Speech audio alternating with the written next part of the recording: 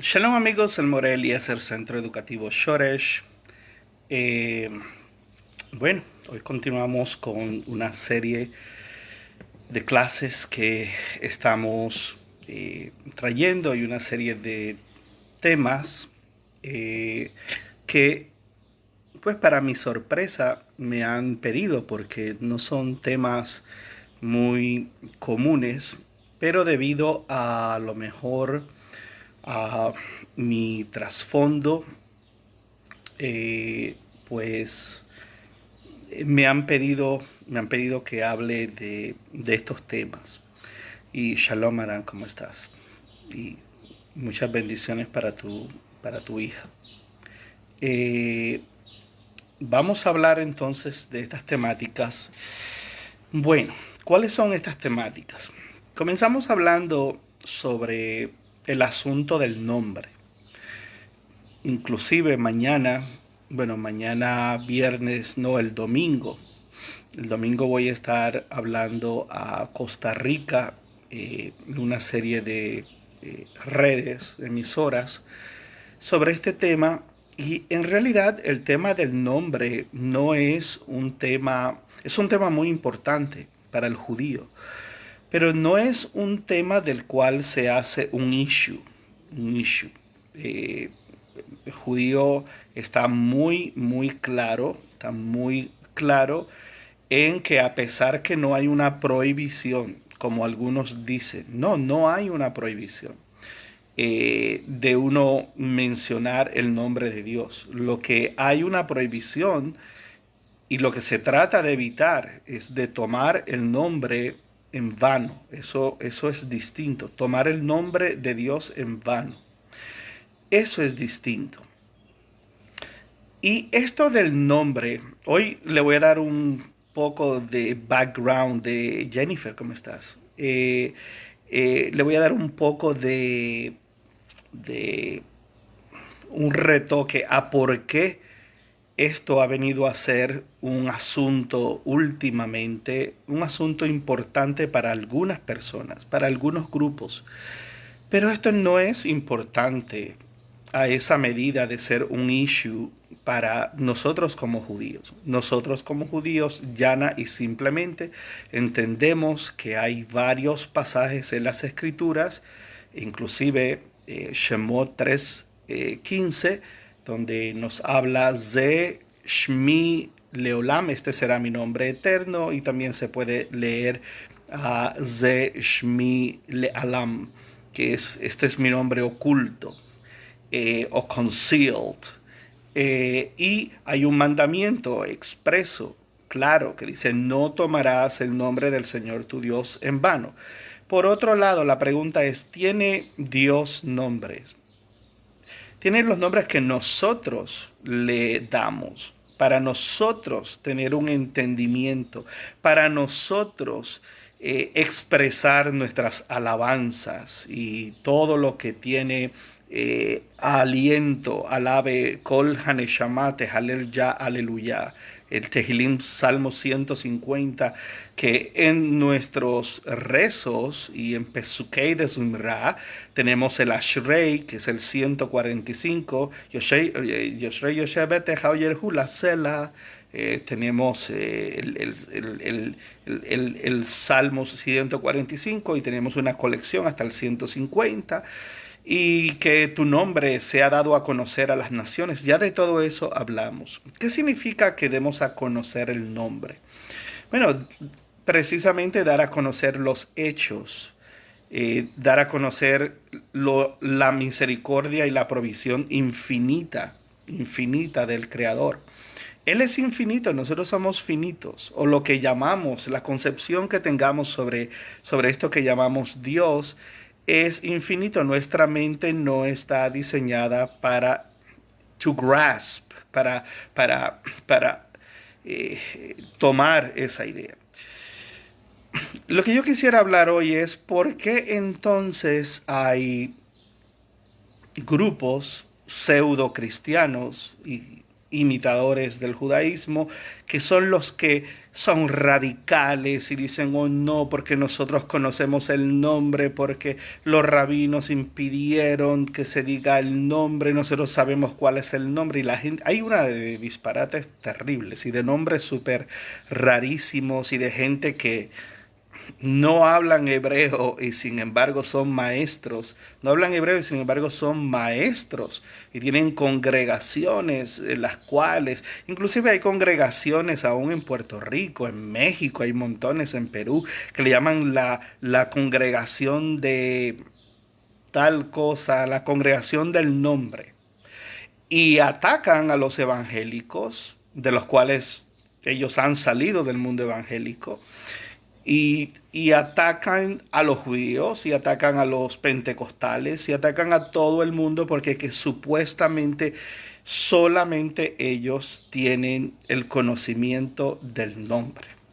¿Ok? Eh, Ahí está Carmen Yari Sepúlveda, mi prima. ¿Cómo estás, Yari? Qué bueno saludarte. Eh, Así que dentro de toda esta confusión, estamos viviendo en un momento terrible. O sea, la iglesia evangélica perdiendo miles de personas que se están yendo a grupos judaizantes que no tienen conocimiento del judaísmo y no tienen conocimiento, es más, no tienen, como estábamos hablando ayer, y hoy voy a hablar de eso, de la historia de la iglesia. Los mismos cristianos evangélicos, uno le pregunta, dime qué pasó después de la muerte de Jesús. O dime cuándo Pablo se convirtió. Dime cuándo las cartas paulinas fueron escritas. Dime cuándo el primer evangelio fue escrito. La gente no tiene ni idea, ni idea. La gente repite las cosas como el papagayo, las cree por fe. La gente no, nada de nada. Todo tiene una historia. Y es una historia muy controversial.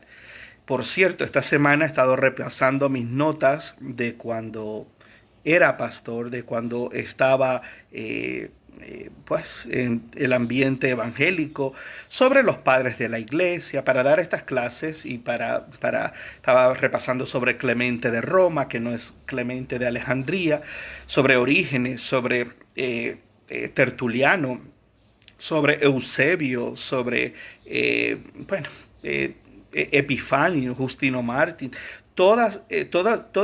San Ignacio con la doctrina del pecado original, y la gente, they're clueless, la gente no tiene ni idea de su cristianismo, no lo tienen. Si no lo tienen los cristianos, menos lo van a tener los judíos en cuestión de saber cómo todo este rollo se desarrolla. Y como comencé la clase de ayer, hay tres campos. Está el campo de la tradición, está el campo de la fe y está el campo académico. Y son tres campos distintos. O sea, nosotros podemos ver esto en tres perspectivas paralelas. ¿Por qué? Bueno, porque voy a poner un ejemplo que yo mismo viví y no quiero poner por debajo el pentecostalismo, pero mi padre fue pastor pentecostal y se tuvo él mismo que realmente educar porque hasta el día de hoy no hay nombres de renombre, teólogos importantes pentecostales, no hay. Esa es la realidad. Y por otro lado, pues yo fui pastor pentecostal. ¿Y qué me pidieron a mí para ser pastor pentecostal? Bueno, algo de estudio, en lo que ellos llaman una especie de, donde se estudia solamente la teología pentecostal de ellos. No se estudia realmente a fondo nada de lo que yo voy a hablar ahora. Cuando uno pasa a ser pastor bautista o wesleyano, metodista, lo que se llaman las iglesias de la Reforma Protestante, te piden una maestría de 95 créditos en teología. Y yo tuve pues que pasar por una serie de procesos para poder tener el endoso de pues ser pastor bautista. Donde hay unos requerimientos y los que son llamados discípulos de Cristo y todas estas ramas tienen unos requisitos mucho más elevados. Para ser rabino, lo mismo. Hay dentro de la ultraortodoxia y de la ortodoxia gente que va a una yeshiva Y es más, ahora me acaban de ofrecer que si quería ser rabino, podía entrar en un curso de 3 años por correspondencia. Hay movimientos como el conservador y hay movimientos que no permiten cursos para ser rabino eh, online, en línea, no lo permiten. Y ahora, pues con esto que ha pasado el coronavirus, pues parece que está habiendo un poco más de flexibilidad. Y me sorprendió que me llegara esta notificación de medio de una organización ortodoxa judía, porque la ortodoxia la gente va a una yeshiva y estudian Talmud y estudian los precedentes legales y todo, y bueno, si pueden juzgar y pueden enseñar y están certificados en eso, pues le dan el título de rabino, pero no todos los movimientos son así. Nuestro movimiento es mucho más fuerte, pide mucho más. Entonces, ¿a dónde quiero llegar? Lo que quiero llegar es que hoy estamos en una crisis terrible. Hoy por alguna razón, por todos lados en Estados Unidos uno va a conseguir congregaciones que se llaman mesiánicos. Ellos hablan pestes de los evangélicos, dicen que todo lo que los evangélicos tienen son escrituras grecorromanas, que el pensamiento paulino ha sido malinterpretado. O sea, en otras palabras, por 2000 años la iglesia se ha equivocado y por 2000 años los cristianos han estado creyendo una falacia.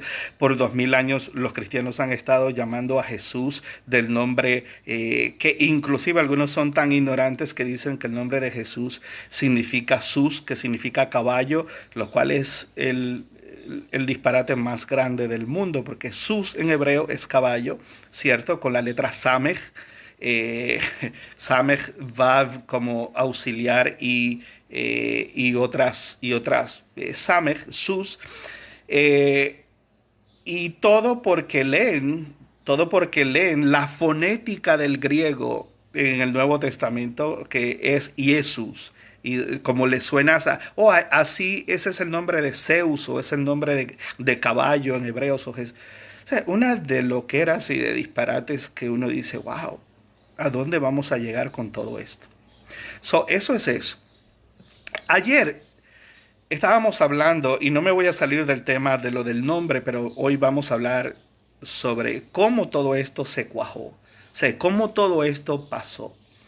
Hoy por hoy hay debates muy interesantes. Usted se puede meter a YouTube si usted tiene la ventaja de que habla inglés o entiende inglés. Hay un debate muy, muy fascinante entre el doctor Robert Wallace del Dallas Theological Seminary, representando en defensa de que los evangelios son confiables. Y está Bart D. Ehrman, el cual es profesor en la Universidad de Chapel Hill en North Carolina, y es una de las figuras. Él es agnóstico, el otro es un pastor bautista. Ambos trabajan con 5.600 copias del Nuevo Testamento. Y estaba repasando el debate que tuvieron sobre si las escrituras del Nuevo Testamento, los evangelios, quiero decir, son confiables. Por otra parte, es muy irónico que hubo otro debate dentro de estas conferencias, donde Bart Ehrman, siendo agnóstico y no creyendo en Jesús, pero estaba defendiendo la historicidad, que Jesús es un personaje histórico. Y es sumamente irónico que el otro de apellido, el Dr. Price, es un ex pastor bautista que dejó de ser pastor y afirmaba que Jesús era una figura mitológica. Yo como judío estoy hablando, porque yo soy convertido al judaísmo y fui a la escuela rabínica, y debido a que inclusive fui misionero para convertir judíos a Cristo con la organización más grande del mundo que hace eso, Jews for Jesus, Judíos para Jesús. Yo he estado en ambos lados. en ambas, me han pedido que hable de estos temas como judío. Mi perspectiva, ¿cómo visualizo toda esta temática? Bueno, y eso es lo que hemos empezado hace 2 clases atrás. Y hoy vamos a continuar más o menos donde dejamos ayer. Ayer, y doy esta introducción porque esto es muy, no sé ni cómo llamarle. Tenemos a Mario Piñeiro en España, el cual ha escrito montones y montones de libros interesantes, pero el hombre es un agnóstico, igual que Bart Ehrman. Sin embargo, es tan increíble que la gente que está defendiendo o está hablando más, yo no sé si lo hacen por dinero o lo hacen por lo que sea, pero los expertos más grandes ahorita mismo que están hablando en defensa de un Jesús histórico o en contra de un Jesús histórico son gente que son historiadores que se dedican o tienen doctorados en mitología y se dedican a los textos, a los textos sí, bueno, del mundo griego hasta el siglo IV de la era común, donde ya el cristianismo tiene ya una doctrina, unos dogmas, ha pasado por una serie de concilios, el concilio de Nicea, el concilio de Capadocia, el de Trento, el del 380 niceano constanciano, en contra de las herejías, defendiendo la Trinidad, en contra de Arios, de los arianos, en contra de los marcionistas, Marción, que fue la primera Biblia cristiana, y sin embargo el tipo era un hereje y decía que el Dios de los judíos era un Dios ogro y que no podía ser Jesús y que Jesús no podía tener nada de conexión con el Dios de lo que él llamaba el Antiguo Testamento y solamente creía en un evangelio que era el de Lucas porque era paulino y en las cartas de Pablo y ese fue el primer canon. Un canon son libros autorizados y canon significa vara de medir. Entonces, eso fue lo primero, y eso casi destruye al cristianismo.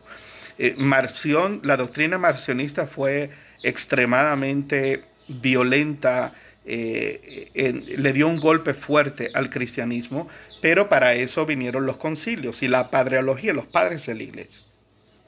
Ayer estuvimos hablando qué pasó cuando murió Jesús de acuerdo a la historia de la iglesia, porque no hay absolutamente, precisamente en este debate estaban unos hablando de Papias y otros hablando de Tácito y hablando de supuestos historiadores o documentos que hay, documentos que son tan y tan y tan y tan y tan y tan tardíos y básicamente sin fuentes, en el sentido de que tomamos los escritos de Josefo, los cuales fueron editados, y citamos a Josefo.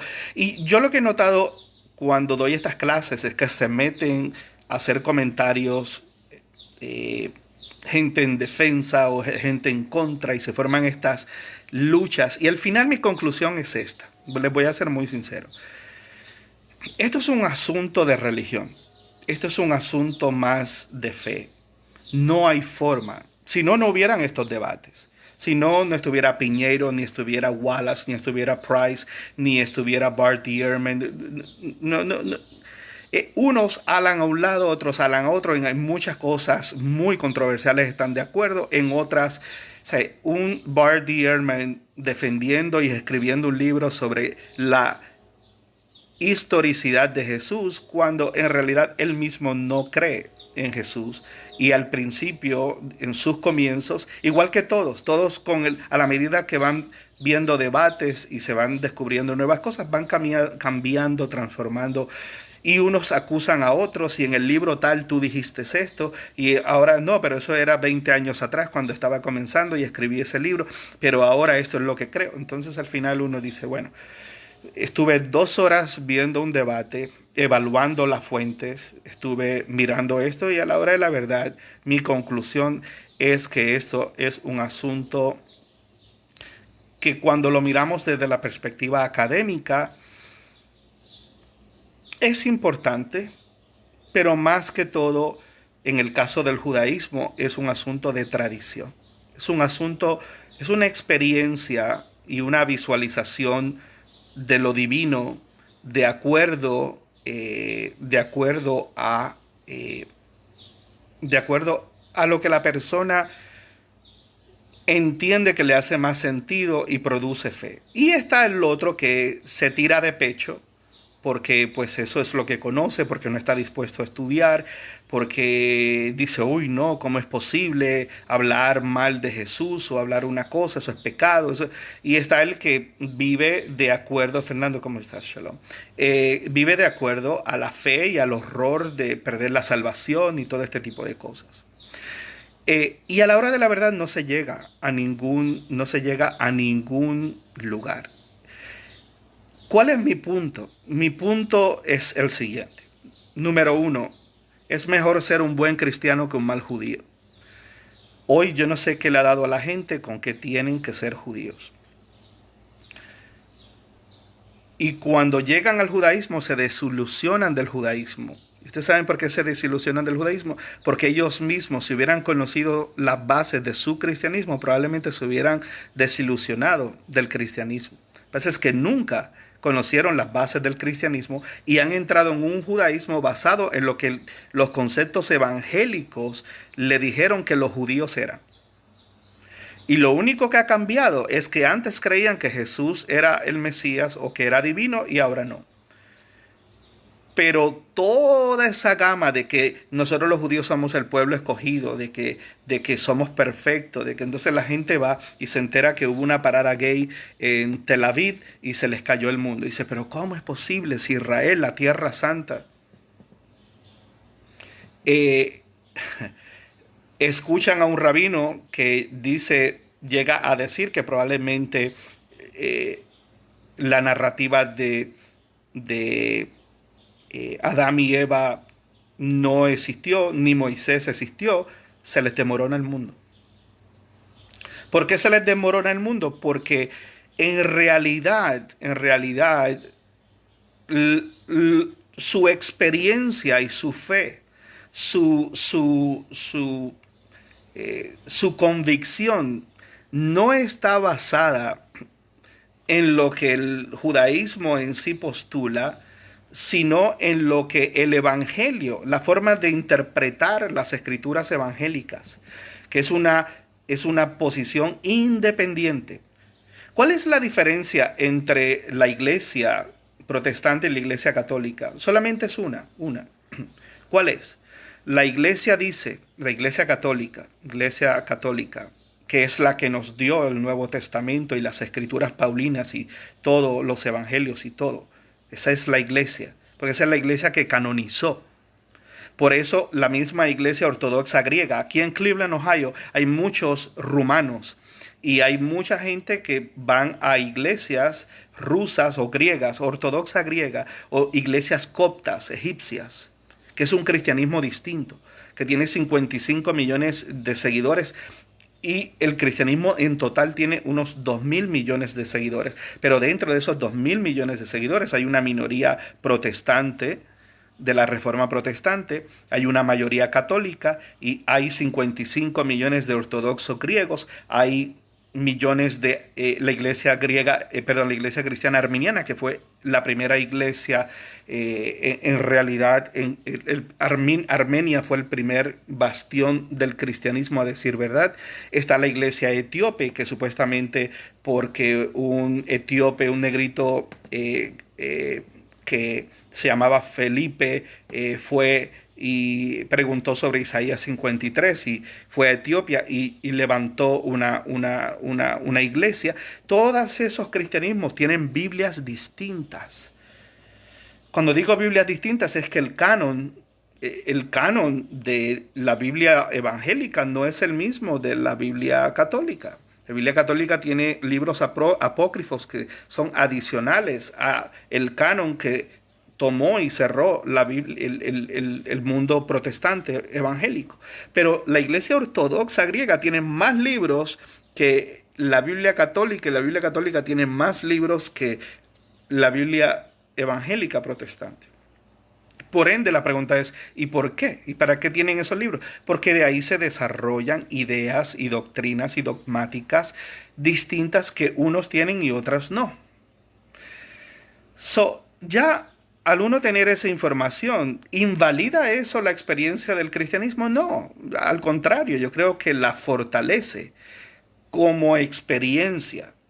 Es lo mismo que en el judaísmo. En el judaísmo tenemos un 10% de ortodoxia y ultraortodoxia dentro con hasidismo y tenemos un 90% de judíos reformistas y conservadores que creen en la crítica textual, que creen en la hipótesis documentaria, que no tienen ningún problema en pensar que Moisés no tenía que existir para nosotros tener la Torá, que el Mesías no es un hombre, sino que es una era mesiánica.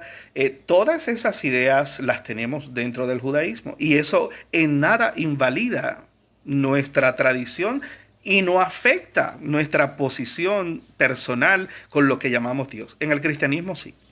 En el cristianismo uno le dice a una persona que no existió Moisés o que no existió. ¿Por qué? Bueno, porque Jesús habló de Moisés. Si uno llega a decir lo que el judaísmo realmente piensa de Jonás o del libro de Job, la gente se desmorona. Se desmorona porque dice, no, Jesús dijo que así como el Hijo del Hombre, como Jonás estuvo 3 días dentro del gran pez, así es necesario que el Hijo del Hombre esté 3 días y 3 noches. Entonces, todos los que son mesiánicos y todos los que no son que son cristianos.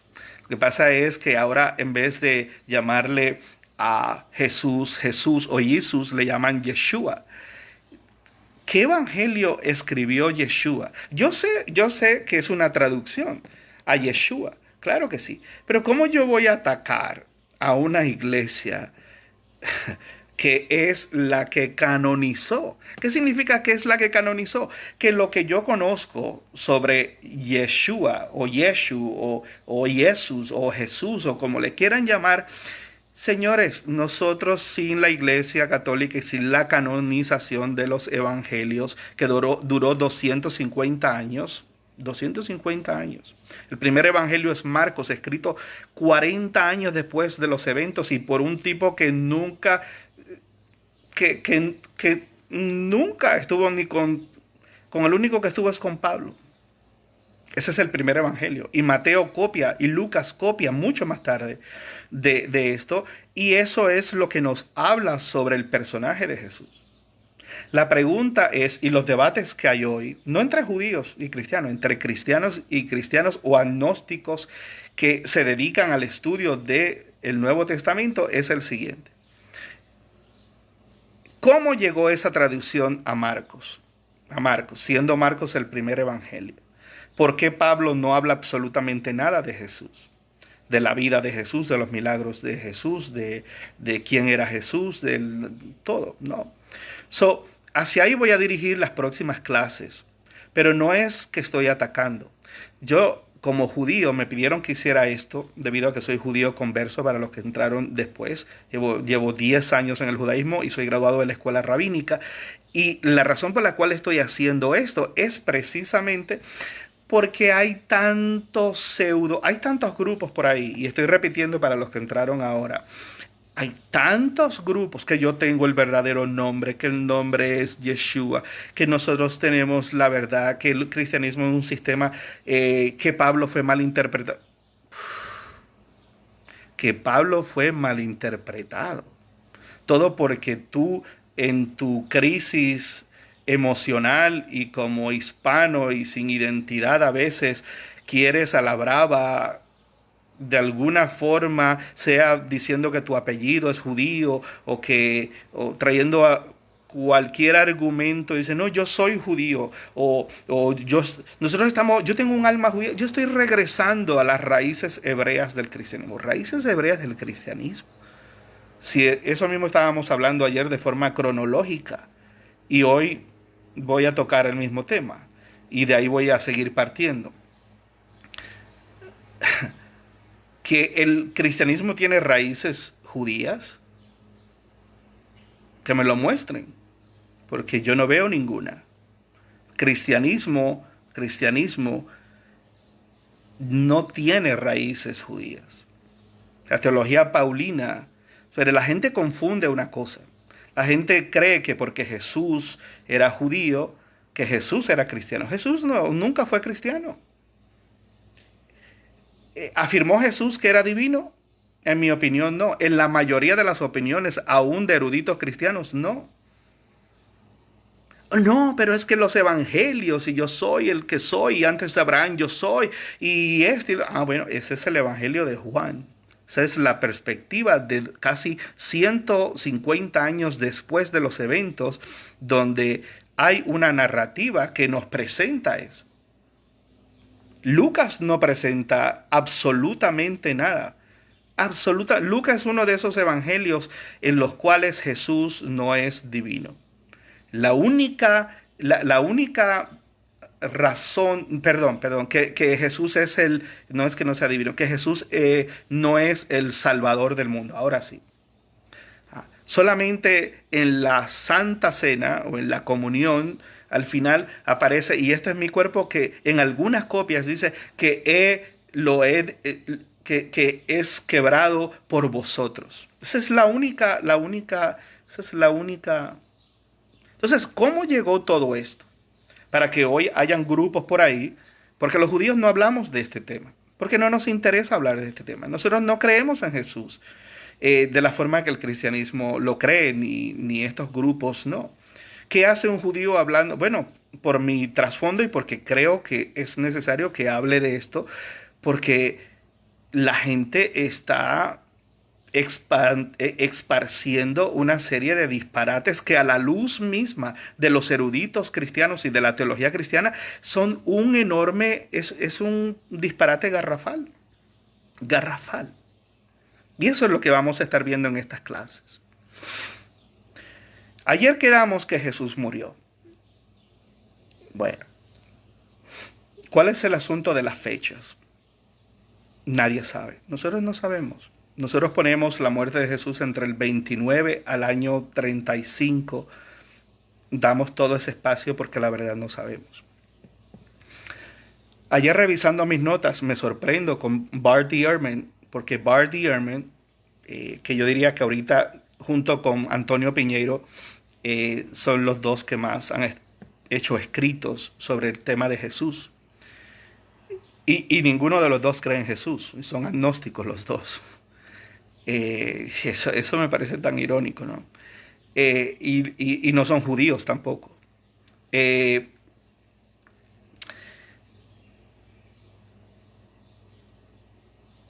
Ambos defienden a Jesús. Y yo defendería a Jesús. Como judío, yo creo que Jesús no tiene absolutamente nada que ver en esto. Y eso es lo que quiero traer hoy. ¿Quién fue Jesús? Bueno, eso depende de lo que usted lee, eso depende de la fuente, eso depende en realidad de cuán bien usted haga la asignación y cuál sea la intención de su pregunta para usted mismo o para usted mismo.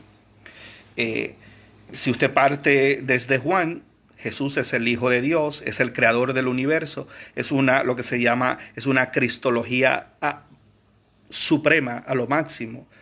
¿Okay? Y ese Jesús de Juan no es el Jesús presentado en Hechos de los Apóstoles por Pedro. No lo es, no lo es. No es el Jesús de los seguidores ebionitas o adopcionistas que hablamos ayer y hablamos de ellos. ¿Y por qué sabemos de ellos? Porque los padres de la iglesia nos dicen que existieron y que estos creían que Dios había exaltado a Jesús en el bautismo y por eso se llaman los ebionitas. Y estos grupos mesiánicos por ahí, Netzerim, con Dan Ben Abraham y con todo ese cuento. Dan Ben Abraham es un pastor cristiano evangélico que va con ofrendas, y la gente se muere, la gente, ¡ay, el código real! Una versión nueva y hebraizada de las escrituras, del Brit Hadashah, del nuevo pacto. Y yo me les echo a reír en la cara. buscones. Eso es lo que son, buscones. Y lamentablemente el mundo evangélico hispano, eso lo experimenté yo cuando estaba en Judíos para Jesús. Oh, está con nosotros Eliezer Sepúlveda, y Eliezer estudió en tal lugar, y Eliezer ha estado en el mundo judío, y Eliezer, y la gente, aleluya, porque el judío es mayor. O sea, el judío está perdido en el infierno porque no cree en Jesús, pero cuando va y visita una iglesia y da Yivarejeja Adonai Beyishmareja, ya era Adonai para Beleja Vijuneca, y Adonai para Beleja Villasenleja Shalom, la gente se cae. Oh, yo sentí la presencia de Dios. Un judío, un judío. Entonces, ¿en qué quedamos? No, porque los judíos es la fuente, porque Pablo dice que de los judíos es la bendición, el pacto, las promesas y todo. Pero después también un par de versículos, pero cuando Israel se le quita el velo, entonces todo Israel será salvo. No, por ahora tienen un velo y ahora pues se van al infierno y si mueren, pero es hasta que el velo se ha quitado a fin de que los gentiles que fueron injertados, pero no te jactes. Ok. Ahora, el asunto es de dónde salieron todas estas cosas. Porque hoy la gente lee el Nuevo Testamento como si fuera toda una unidad. Y es todo lo contrario. La teología de Juan, de la exaltación suprema, que en el principio era el Verbo, y el Verbo era con Dios, y el Verbo era Dios, no es la misma de Pablo. Donde Pablo dice, haciendo en Filipenses 2, haya en vosotros el mismo sentir que hubo en Cristo Jesús, que el cual siendo, miren esto, si usted lo ve en el griego, dice, el cual siendo en forma de Dios, no lo tuvo como cosa que aferrarse. Uno se queda pensando, espérate, sino que se humilló y se humilló hasta lo sumo, hasta muerte y muerte de cruz, y por eso Dios lo resucitó. Él era divino, pero no se podía resucitar. Dios lo resucitó de los muertos y lo exaltó y le dio un nombre que es sobre todo, y ahí es que estoy conectando con la cuestión del nombre, porque toda esta temática es del nombre. Y vamos a ir a Isaías 45, donde dice, precisamente, dice que solamente hay un Dios, y es el Dios de Israel, y que ante ese nombre se doblará toda rodilla de lo que está arriba en el cielo, y lo mismo que entonces Pablo después cita. Pero ¿cuál es la diferencia entre la cristología de Juan y la de Pablo? Eso es lo que quiero. Para Juan, Jesús es divino desde la eternidad. Siempre ha sido Dios. Para Pablo, Jesús fue exaltado por su muerte y por su obediencia de su sacrificio humano por los pecados de la humanidad, es que es exaltado. Y es exaltado ahora sobre el mismo Dios. Dice que Dios le dio un nombre sobre todo nombre. O sea, sobre todo nombre. No es el mismo nombre. El nombre que tiene aquí está Dios. Pero no como cosa que aferrarse, sino que en forma de Dios, dice el hebreo. Okay, dice que en forma de Dios. Pero como decide humanizarse y morir en obediencia y humillarse, entonces que está aquí, que es Dios, lo resucita y lo exalta por encima para que sobre a este nombre que ahora le dio, que este es Dios, el creador de todo, estaba en forma de Dios, pero ahora ha sido exaltado para que en el nombre de que está aquí se doble toda rodilla de lo que está arriba en el cielo, en la tierra y debajo de la tierra, y para la gloria de Dios Padre. En otras palabras, ya queda obsoleto y le da la autoridad a y este tiene dominio sobre todas las cosas, pero es para la gloria de que está aquí. Bueno, esa es la cristología paulina. Esa es la misma cristología que todos estos netzerim por ahí, que se visten de blanco y negro como pingüinos y se ponen sombreros y se dejan peyot y atacan a los evangélicos y dicen que son judíos y de judíos no tienen absolutamente nada. Y son sectas inventadas por ahí. En el estado de New Jersey hay uno que se llama la Iglesia del Nombre, y eso es una loquera.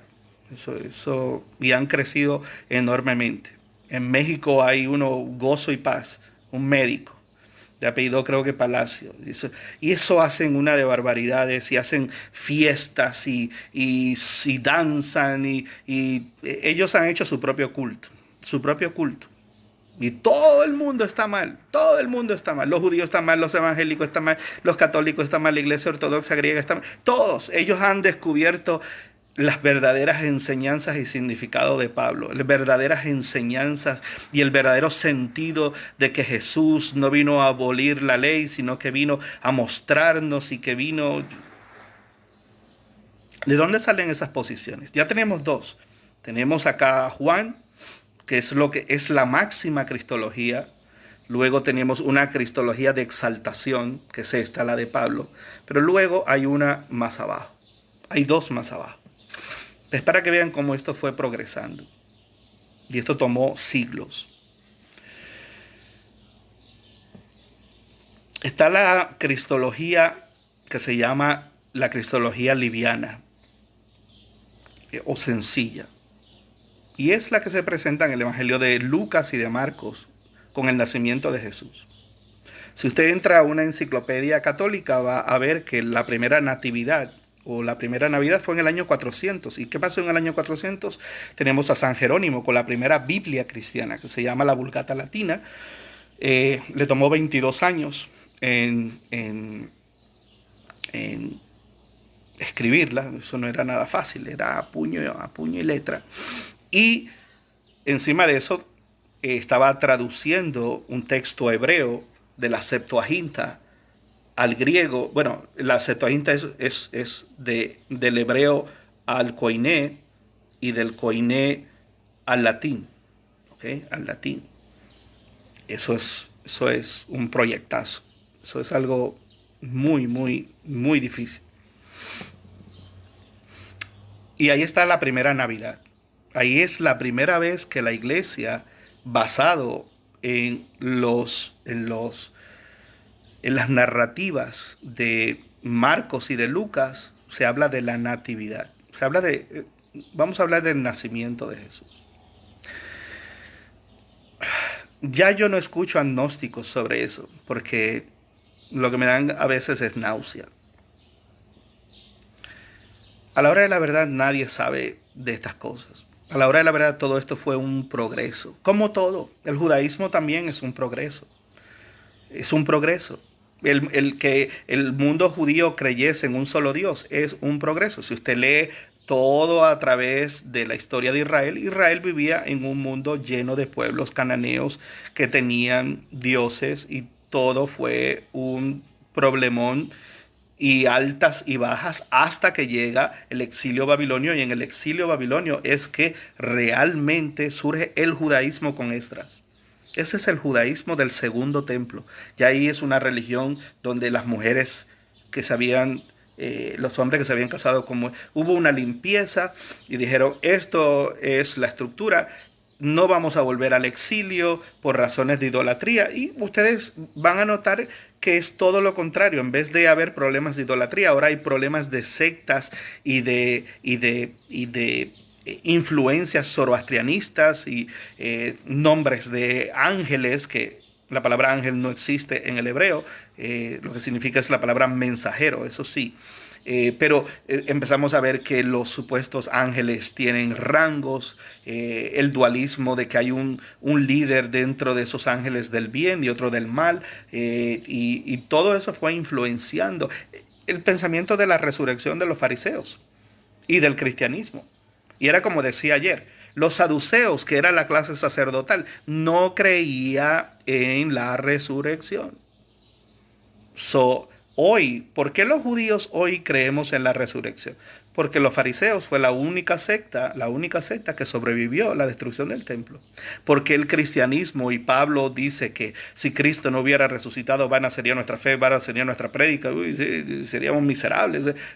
Bueno, porque él dice que era fariseo.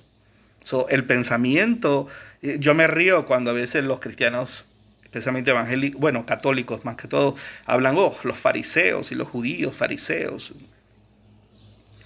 Pero es que Pablo Y la doctrina del cristianismo es farisea, porque cree en ángeles, cree en demonios, cree en milagros. Eso es puro fariseísmo. Eso es lo único que sobrevivió. Imaginémonos por un momento que hubieran sido los saduceos los únicos que hubieran sobrevivido a la destrucción del templo. Hoy el judaísmo no creyera en la resurrección, ni en ángeles, ni hubiera cábala, ni hubiera nada de esas cosas. Y ¿quiénes eran los saduceos? La clase sacerdotal. ¿Y quién era la clase sacerdotal? La clase elevada y educada, y la clase a la cual Dios le había dado a los levitas y a los cojanín, le había dado la misión de enseñar la teología y de enseñar el servicio a Dios al pueblo de Israel. Miren, ¿no es eso una tremenda ironía? Por eso mismo hoy el judaísmo, aunque cree en la resurrección, tiene muchas posiciones sobre lo que eso significa. Hay desde transmutación del alma, en la cábala, hay en los círculos hasídicos, hay grupos hasídicos que están esperando que el Rebbe resucite, grupos, bueno, iba a usar la palabra, no lo voy a usar porque se ofende la gente. Y hay otros que son más estudiosos, más académicos, y dicen, no, el Mashiach no es un hombre, es una era. Esa es la posición reformista, que es la mayoría de los judíos en el mundo, en números.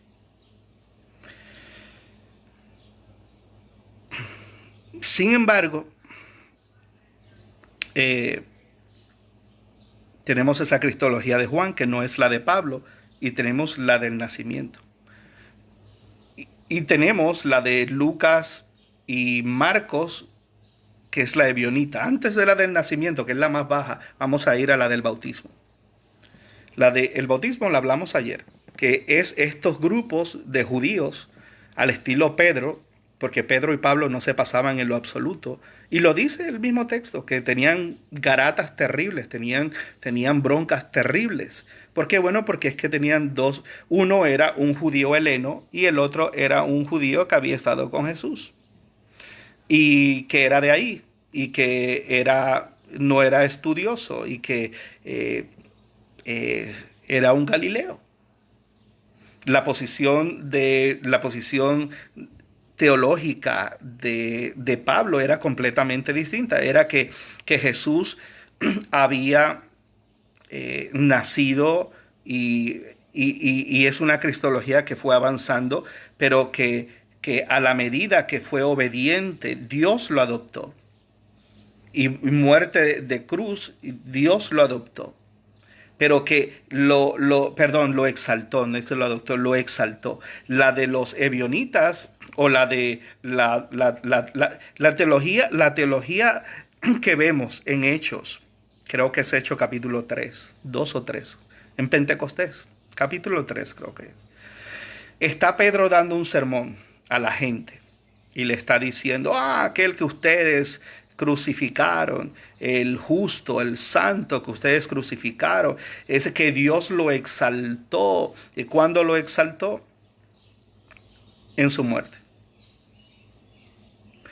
Tenemos Juan, que dice que Jesús existía siempre, y que lo máximo de lo máximo.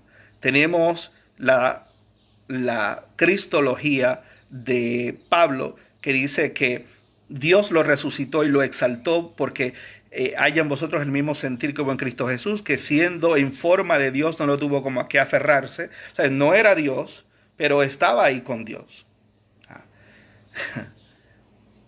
Y Dios lo levanta de los muertos, y eso es lo que hace que, como había sido en la muerte de cruz, por su muerte, su sacrificio, pues entonces el Padre lo elevó y le dio un nombre sobre todo nombre, para lo que está arriba en el cielo, en la tierra y debajo de la tierra, y toda lengua confiesa. Ahora, ¿de dónde sale eso? Isaías 45. Isaías 45 dice, yo soy Señor tu Dios y no hay otro, fuera de mí no hay otro. Dice, y es a mí Es a mí, no es a otro. Yo no comparto mi gloria con nadie. Y lo que es el capítulo 42, 43, 44, 45 de Isaías es una sección de poemas y sobre el siervo sufriente, que donde es todo contra la idolatría. Y dice, ahí está, yo soy tu Dios y yo soy tu redentor, Israel, y yo soy fuera de mí no hay otro Dios. Pero Pablo visualizó en su cristología, su interpretación fue esa, que ahora, que ahora eso es la mayor exaltación que Dios mismo le dio por la obediencia. La otra es la de los ebionitas, que en el bautismo de Juan, de esa hablé ayer, estos primeros seguidores judíos de Jesús, que no sabemos en qué creían, no tenemos evangelios, no tenemos mención de ellos. Estamos asumiendo por lo que Justino Martín, el filósofo, y por lo que Epifanio nos habla de los adopcionistas. Ese fue el nombre que le dio cuando en hebreo lo que se habla es de los ebionitas.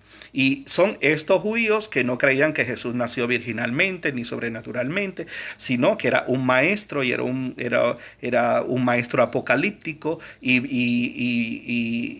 ahí vemos, esto es tan increíble.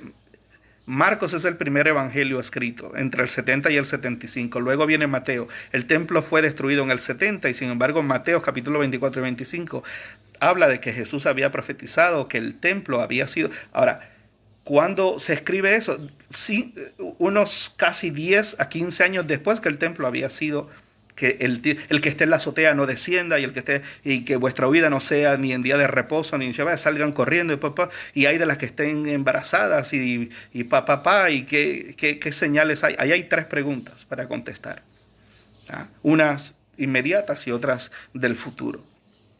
Sin embargo, Mateo presta de Marcos y escribe como unos casi 10 años después. Y ya el templo había sido destruido. Y eso lo dice un judío, ¿no? Eso lo dice todos, absolutamente todos los eruditos cristianos. Y los agnósticos como Bardi Ehrman y como Price y como Antonio Piñeiro y bueno, toda la gama. Falta una, la del nacimiento. La del nacimiento. La cristología del nacimiento era muy común, muy común. Tenemos el nacimiento de Osiris, tenemos de Isis y de Osiris, tenemos el nacimiento de Dionisio, tenemos toda la literatura antes de los evangelios sobre Zeus y sobre Júpiter, que vieron una mujer hermosa, esposa de un general, tomaron forma de cisne, le hicieron sombra, quedó embarazada, naces Hércules. Hércules es mitad Dios, mitad humano, es divino y es hombre. En el momento del Nuevo Testamento y del primer siglo, tanto para judíos como para el mundo en general, el que un hombre fuera Dios, eso era lo más común. ¿Usted sabe cuál es el problema? Que nosotros estamos mirando todos estos textos a la luz de la cristología que la iglesia nos ha dado y no a la luz de la historia real de cuáles eran las religiones y los pensamientos en el mundo griego y en el mundo romano. Y por eso estos disparateros mesiánicos que andan por ahí andan acusando que el cristianismo es solamente, que es un paganismo griego y romano, lo cual eso no es así. No es así. Si fuera así, entonces el judaísmo que tenemos del segundo templo y el origen del pensamiento del judaísmo y de los Tanaim y de los Amoraim, por lo menos de los Tanaim, de los Zugot, de los pares, también sería greco-romano porque es basado precisamente en los procesos filosóficos. El judaísmo no conocía nada de hermenéutica hasta que entra. Filón de Alejandría no conocía nada si no fuera porque era un estudiante de Platón. Estoy hablando de Filón de Alejandría. Hoy la gente considera todas estas cosas y no mira hacia atrás, hacia las corrientes y la influencia del zoroastrianismo, del gnosticismo. Es más, nuestra cábala hoy está llena de gnosticismo. Eso es lo que es puro. Cuando Chabad y Chabad Lubavitch hablan de el Adán Kadmon y hablan de las chispas y la energía que está y que por nuestras acciones tenemos el poder de transformar el mundo y la materia y el Tikkun Olam, eso es puro gnosticismo. Es gnosticismo, pero al 100%. ¿Y qué afirmaba el gnosticismo? Afirmaba que había un creador, había una fuente eterna que crea mundos, como es la posición de Luria o la Mot, mundos, y que estos mundos, a la medida que esta es la fuente, pero siguen bajando mundos, o subiendo mundos, cada mundo está más lejos de la fuente. Por ende, las chispas tienen que viajar más. Y el pensamiento gnóstico lo que afirmaba era que el mundo donde estamos, había sido creado por una entidad tan lejana a la fuente, que básicamente es el príncipe de este mundo. ¿No les parece eso? ¿Les suena? O que estamos en el mundo pero no somos del mundo. Híjole, somos extraterrestres. O que buscar las cosas de arriba donde está Cristo sentado a la diestra de Dios Padre, porque no las cosas de abajo. Porque estamos aquí pero no somos de aquí. Somos peregrinos y extranjeros. Eso es puro gnosticismo, pero purísimo gnosticismo. Igual que la cábala, que la forma, la sefirot del lado izquierdo y del lado derecho. Eso es nosotros trabajando la influencia de Zaratustra, del zoroastrianismo. Recuerden que en Pumbedita y en Sura y en la literatura talmúdica, el centro del judaísmo era Babilonia, bajo el imperio sasánido. Y estamos hablando aún desde atrás, desde la religión del único hombre que ha sido llamado en Isaías 45:1, mi ungido, mi Mesías, Ciro el Grande, que adoraba a Ahura Mazda. Y las influencias, ¿de dónde sacamos toda esta idea de Gabriel, de Miguel, de Uriel, de Metratón, de Zoroastro, Zaratustra? ¿Daña en algo eso mi tradición? No, para nada. A un cristiano sí. Se derrumba. Para nosotros no.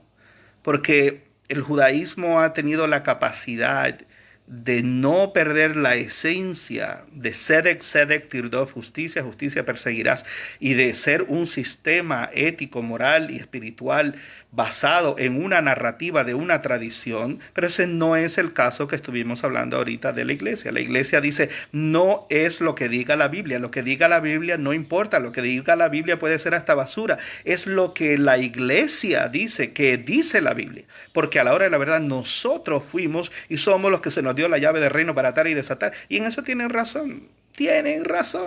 Si ellos creen que recibieron la llave y que ellos son los meros, que son los que compilaron y agarraron 13 cartas paulinas, las resumieron en 7 para darle más autoridad. Y si ellos dicen y si toda esta cristología, la de Juan, la de Pablo, la de los supuestos adopcionistas o ebionitas, o la de que presenta Marcos y presenta Lucas en el nacimiento que era muy común. Zoroastro nació de la misma forma que Jesús. Exactamente. Ahora, ¿existió Zoroastro? Sí. Y si no hubiera existido, se desarrolló una ideología del mito. Y eso era algo muy común en el primer siglo. Y aún en el judaísmo. En el judaísmo hay un verso de los evangelios muy interesante que dice, el que está aquí es mayor que Salomón. Y la gente le pasa por encima porque no conocen sobre la literatura enoquita y la literatura pseudo apócrifa. Y hay este libro de la sabiduría de Salomón donde tenía un anillo. Cuando yo vi la película The Lord of the Rings me eché a reír porque yo no estoy diciendo que la sacaron de ahí, pero es que es tan supuestamente Salomón, el Salomón que tenía muchas mujeres y que era un mujeriego, y el Salomón que para los pentecostales está en el infierno porque pues probó de todo, y para los rabinos en un tiempo también, donde no querían meter dentro del canon, dentro de las escrituras hebreas, el libro de Eclesiastés o Cogelet. Viene de Cajal, de asamblea. Cogelet es el que habla, el predicador que le habla a la Cajal. Y fue traducido al griego como eclesiastes, de asamblea, cual es un término distinto a sinagoga. Sinagoga es un término muy parecido, pero de donde sale la palabra eclesia o eclesiastés es una asamblea que puede ser una asamblea una reunión de libros, de lo que sea. Sinagoga es un término más del Areópago, es un término más político. ¿Ah? Donde se discutía, había la asamblea política, habían discusiones abiertas. Pero a la hora de la verdad, el cristianismo y el judaísmo tomaron palabras casi sinónimas, pero con posiciones distintas. Pero con no en una etimología, sino de un concepto griego. Y inclusive igual que la palabra bima, donde leemos la Torá, el estrado del juez. Al punto que he estado llegando con todo esto es que todos estos grupos que andan por ahí, diciendo que son judíos, diciendo que, oh no, es que nuestro Rebe Nosri, Yeshua HaMashiach Nosri, y que puros disparates, no porque los ebionitas, no porque los del camino, no, señores, he estado hablando 3 días, crítica textual, historia de la iglesia. No hay eso por ningún lado. No lo hay, no lo hay. No porque yo lo diga. Es que ahora esta gente no saben de dónde agarrarse y ahora están por ahí siguiendo a Rothman, el curador de los rollos del Mar Muerto, y afirmando que Jesús tenía seguidores y que Juan el Bautista era un esenio. O sea, se ponen a afirmar cosas que el consenso mismo de los eruditos dicen, no, nosotros no podemos afirmar esto. Por años y años se ha estado diciendo que ninguna de las 11 teorías de lo que se llama el maestro de justicia y el sacerdote de iniquidad tiene que ver absolutamente nada con el cristianismo. Pero nada más escuchan algo, sea en Limud o sea, oh no, porque yo escuché y sabes tú más que Rothman o sabes tú más que Rothman es judío y Rothman, igual que Mario Saban. Yo he leído las obras de Mario Saban. Mario Saban ahora lo que está enseñando es Kabbalah. Eh, Eh, y antes de eso, que escribió las raíces hebreas del cristianismo y escribió el judaísmo de Yeshua, de Jesús, al igual que Antonio Piñeiro, con una guía para entender a Pablo, el cual es un agnóstico. Mario Saban, ¿cuál es la preparación de Mario Saban? Mario Saban toma en ese libro una serie para comparar a Jesús a los rabinos de aquel tiempo. Y él es judío, él no cree en Jesús, no cree en Jesús. Sin embargo, los mesiánicos lo adoran y lo invitan y usan sus libros y aquí, allá. Mario Saban toma, vamos a poner solamente un ejemplo de algo que no estaba en las copias griegas, en ninguna copia se encontró hasta el siglo XVI. Hay varios pasajes, lo que se llama interpolaciones o variantes. Y claro, de eso en eso se puede discutir, claro que sí. Ayer mismo estaba revisando un debate de Robert Wallace, un duro en defensa de los evangelios, profesor y un erudito en el seminario teológico de Dallas, cristiano fundamentalista hasta el clavo. Contra Bart Ehrman. Estaban hablando sobre la confiabilidad de los evangelios. Y precisamente el debate iba alrededor, y es lo que comencé hablando, de que a la hora de la verdad, en muchísimas cosas que le vuelan a uno la cabeza, están de acuerdo. ¿Ah? A la hora de la verdad, no, ninguno de los dos. Yo me quedaba pensando y mirando y tratando de ser lo más objetivo posible. A la hora de la verdad, la religión es un acto de lo que las personas necesiten y de lo que las personas, sea su convicción y su necesidad y sus capacidades. Y por eso no se puede juzgar Shalom Félix, no se puede juzgar. Esto no es cuestión de que la gente tiene que ser judío. Nadie tiene que ser judío para tener una concepción sobre el Creador y decidir vivir ética y moralmente y seguir preceptos de él, eh, aquí el problema somos nosotros, el problema no es Jesús, el problema no es, no, el problema es la forma en cómo visualizamos estos sistemas. Y por eso todos estos grupos mesiánicos, la gente me dice, no, pero es que usted no puede ser tan duro porque usted también fue mesiánico y porque usted de ahí salió y para mucha gente eso es un pedestal que los lleva al judaísmo. Sí, los lleva al judaísmo. Yo he estado trabajando 10 años con comunidades emergentes y judaísmo. ¿Dónde está esa gente judía? ¿Dónde están esas comunidades que se les dio la oportunidad de convertirse y esas vibrantes y agradecidas y que observan y que no, no. Eso es precisamente por eso estoy dando estos cursos. Porque la gente me dice, oh, yo sé que usted ha ayudado a gente a convertirse. ¿Por qué? Venga y ayúdeme, que me quiero convertir. Cuando uno comienza a hablarle de todas estas cosas y a preguntarle, no tienen ni idea, ni idea. Entonces yo les digo, ¿cómo es posible que ustedes quieran abandonar un cristianismo que ustedes nunca se dieron la oportunidad de conocer? El rabino Aaron Rubinger en nuestra primera clase de conversión nos dijo, es mejor ser un buen cristiano que un mal judío. Y eso es la mayoría de veces lo que ha pasado. Suena muy duro, pero estoy dando estas clases siendo judío, hablando de todas estas temáticas porque esa es la realidad.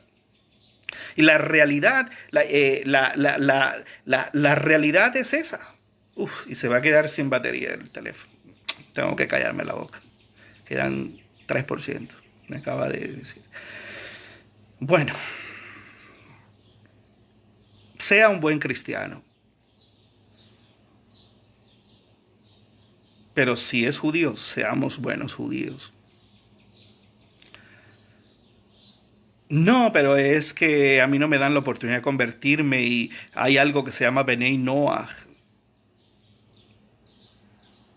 Siempre queremos pertenecer a algo. Siempre estamos en esa crisis, en esa búsqueda, en esa, en ese caminar. Y como que no terminamos de definirnos, pero a veces queremos abandonar cosas o entrar en cosas que desconocemos. La gente, creo yo, por lo que he entrevistado, por lo que he visto, por lo que he trabajado, las comunidades en los países que he visitado,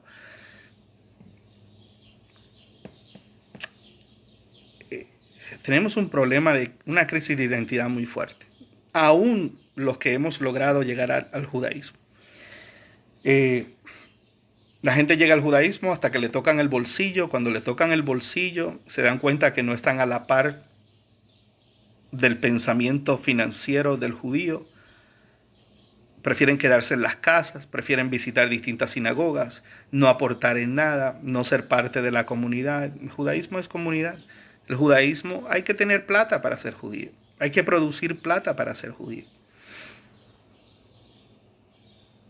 O si no es que se quieren ir a Israel, a vivir Israel, porque Israel, allí es donde único se puede ser judío. ¿Sí? Wow, no sabía eso. Desde el exilio babilonio hasta el día de hoy, 3/4 partes de los judíos han vivido fuera de Israel. Y gracias a eso, y el Talmud Bavli, y el centro del judaísmo no era Israel, era Babilonia. Y aún reconocemos eso. Y en gran parte aún sigue siendo así. En distintas áreas de apoyo económico y muchas otras áreas más. Son nuestras motivaciones para servir esto que llamamos Dios. Yo no creo que los cristianos conocen su historia. Tampoco creo que los judíos conocen su historia. Sin embargo, creo que los mesiánicos, en su énfasis de defenderse, que son una secta ni cristiano ni son judíos, y es un invento completamente de ellos, como buscan de dónde agarrarse, buscan textos de aquí, de allá, de aquí. Te citan a Piñeiro, pero después te dice, oh no, y Piñeiro contradice en esto y dice esto. O Están como todos estos debates eruditos. Citan a Tácito, a Papias. Entonces, no, tú citaste a Papia. No, pero yo cambié de opinión porque Papia en algunas cosas sí, pero en otras no. La pregunta es, ¿a dónde nos lleva todas estas cosas? Porque cuando hay una creencia de fe, una tradición de fe, es para alimentarme en mi vida, para un mejoramiento, para un crecimiento, para ser luz a los demás. Todavía hay un centro de todas las cosas. Y amarás al Señor tu Dios con todo tu corazón, toda tu alma y con toda tu fuerza. Y amarás a tu prójimo como a ti mismo. El resto son comentarios y religiones y conceptos que las hacemos para nuestra identidad, pero no para decir que lo mío es mayor que lo tuyo, que tu experiencia. ¿No? Hay 7.000 millones de personas en este globo. 7.000 millones. ¿Sabe cuántas son cristianas? Y dentro de ese cristianismo hay 22.000 grupos y creencias. 2.000 millones. Quedan 5.000 millones de personas o hasta más. Estamos llegando casi a 8.000 millones de personas. No, pero es que si no creen en lo que yo creo, no son salvas. ¿Y quién dijo que tenían que ser salvas? Ah, mi creencia. Ah, tu creencia dice eso. ¿O quién dijo que tenían que ser judías? ¿O quién tiene el derecho a decir que porque sean islámicas? Oh, no, eso no puede ser. ¿Sí? El islamismo fue mucho más humano y espiritual que el mismo cristianismo en nuestra historia. Que ahora esté radicalizado en su cúpula, eso es otra cosa. Como ha habido tiempos que lo ha estado y ha habido tiempos que no lo ha estado. O el sintoísmo, o el taoísmo. No, pero es que no pueden haber muchas verdades. Exactamente. Lo que es verdad para todos. Dios nos creó a todos a nuestra imagen y semejanza, a su imagen y semejanza. Todo ser humano es creación de Dios, del mismo Dios. Y hace llover para el justo y para el injusto. Y todos nacemos en distintos lugares y tenemos capacidades en las cuales nos relacionamos de distintas maneras hacia la fuente, hacia el creador, hacia las cosas. Quería seguir hablando del tema, se acabó. No voy a poder salvarlo si sigo hablando, porque si se me cae, pierdo toda la clase. Un abrazo para todos, Centro Educativo Shoresh. Baruch Hashem, continuamos con la ayuda de Hashem mañana, deseándoles lo mejor. Un gran día para todos. Un abrazo.